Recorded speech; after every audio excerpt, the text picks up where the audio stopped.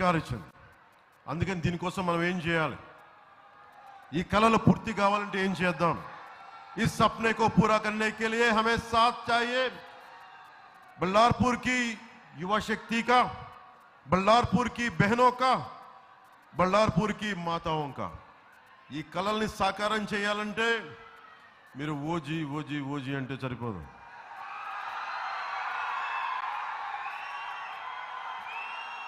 ఓట్లు వేయాలి, రోడ్డు మీదకి రావాలి.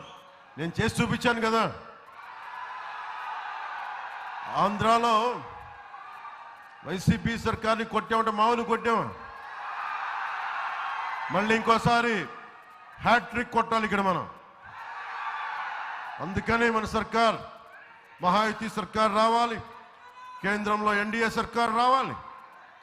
మీరు బలంగా నిలబడాలి.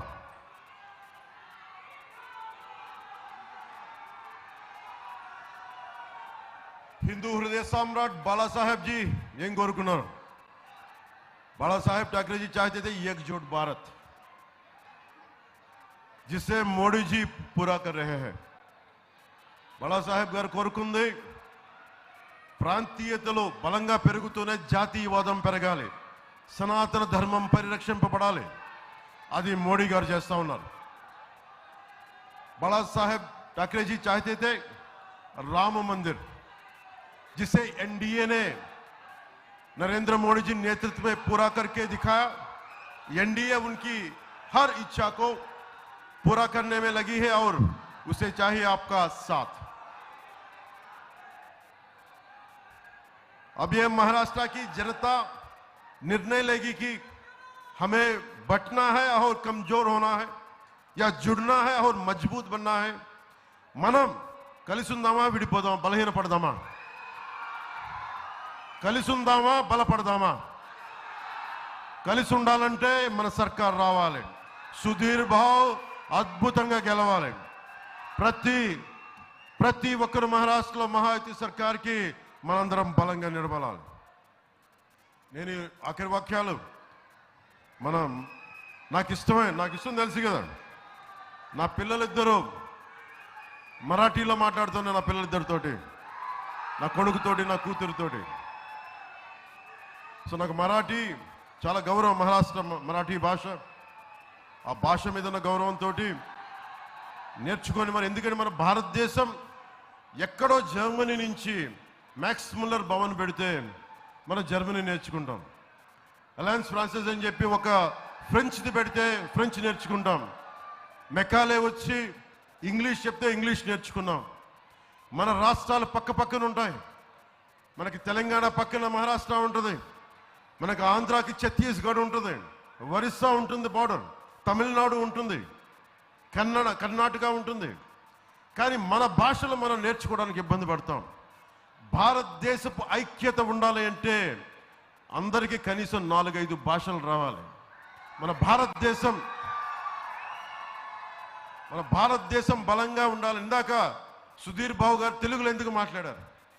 ఓట్ల కోసం కాదు, నేను మీ భావాల్ని పంచుకుంటున్నాను, మీతో కలిసి ఉన్నానని చెప్పండి. నేను మరాఠీ ఎందుకు మాట్లాడతాను?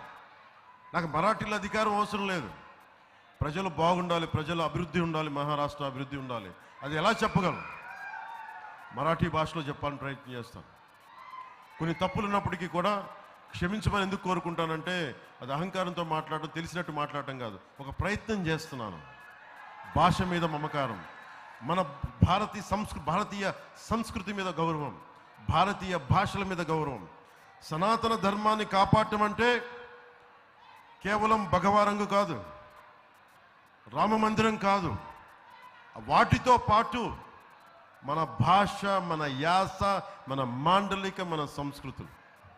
అందుకు అన్ని భాషలు ఇక్కడున్న తెలుగు వారందరికీ కూడా చెప్తున్నాను, మీకు మరాఠీ వచ్చు, హిందీ వచ్చు, మన తెలంగాణ మాండలికం వచ్చు. జనసేన సభ పెట్టినప్పుడు 2014లో గద్దరన్న గారి పాట పాడాను. బండెనక బండి గట్టి 16 బండ్లు గట్టి ఏ బండిలో పోతావు కొడుకో నైజాం సర్కారోడా.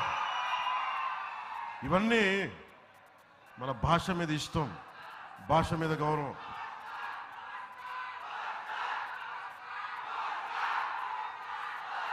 लक्षात ठेवा जो देणार कष्टाला किंमत तरुणांना हिम्मत त्यालच्या टेणार तुम्ही मत. मैं बल्लारपुर की जनता से अनुरोध करता हूं कि अपने क्षेत्र के विकास के लिए कमल का बटन दबाए और बीजेपी प्रत्याशी सुधीर भाऊ जी को भारी मतों से विजयी बनाए. ఆయనకి ఘన విజయాన్ని ఇవ్వండి, అద్భుతమైన విజయం ఇవ్వండి. మన మహాయుతి సర్కార్, ఎన్డీఏ సర్కార్ మూడోసారి ప్రధానమంత్రి మోడీ గారు రాకూడదు అని ఎంతమంది కోరుకున్నారు. అందరినీ కాదని కూర్చోబెట్టిన సత్తా ఆంధ్ర నుంచి ఇచ్చాము. భారతదేశానికి బలమైన నాయకుడు కావాలి. భారతదేశంలో మన నాన్నగారు 2008 మనకి కస్సాబ్ పాకిస్తాన్ నుంచి ఉగ్రవాదులు వచ్చి ముంబై మీద దాడులు జరిగితే నేను ఆ రోజున కాశీలో ఉన్నాను మా నాన్నగారి చితాభస్మం కలపడానికి. ఆ రోజు అనిపించింది ఒక పాకిస్తాన్ నుంచి ఉగ్రవాదులు వచ్చి ఇష్టారాజ్యంగా మన ఆర్థిక రాజధానిలో ఈరోజు మన కలలు కంటున్న $1 ట్రిలియన్ ఎకానమీకి సంబంధించిన మహారాష్ట్రలో ముంబైలో ఆ రోజు దాడులు చేస్తూ ఉంటే నాకు ఒకటే అనిపించింది, బలమైన నాయకుడు కావాలి. దేశం ఇన్ని కోట్ల మంది ప్రజల వెన్నెముకని ధైర్యంగా నిలబెట్టే నాయకుడు కావాలి. ఆ నాయకుడు నరేంద్ర మోడీ గారిలో కనిపించాడు నాకు. ఇప్పుడు ఉన్నాయా మీకు? ఒక్కళ్ళు వస్తున్నారా బయటికి? ఉగ్రవాదులు ఉన్నారా? అందుకు అభివృద్ధితో పాటు భారతదేశం బలహీనమైంది కాదు, బలమైన దేశం. అలాంటి బలమైన దేశం ఇంకొకసారి రావాలి. మహారాష్ట్రలో మన మహాయుతి సర్కార్ రావాలి. అక్కడ మన ఎన్డీఏ సర్కార్ ఉంది నరేంద్ర మోడీ గారి నేతృత్వంలో. అందుకని బలంగా మనం విజయం బాటంగా గెలవాలి. 20వ తారీఖు ఎలక్షన్స్. మీరందరూ కమలం గుర్తు ఎక్కడుందో, ఎన్సీపీకి గుర్తులు ఏమున్నాయో, మన శివసేన మన గుర్తులు ఏమున్నాయో వాటన్నిటికీ మీరందరూ ఓట్లు వేసేయండి, గెలిపించండి మనస్ఫూర్తిగా కోరుకుంటూ, అంబేద్కర్ జీ కర్మభూమి అయిన ఈ నేలకి నమస్కరిస్తూ మీ అందరికీ ధన్యవాదాలు తెలుపుకుంటూ సెలవు తీసుకుంటున్నాను.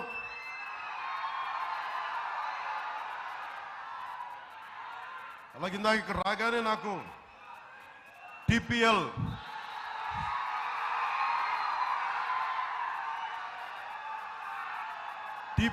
Telugu premier league Telugu premier league cricket టోర్నమెంట్లో పాల్గొనే ఆటగాళ్ళు మరి కమిటీ సభ్యులకు నా హృదయపూర్వక శుభాకాంక్షలు. సో మీ అందరికీ ధన్యవాదాలు తెలుపుకుంటూ సెలవు తీసుకున్నాను. జై మహారాష్ట్ర, జై భారత్.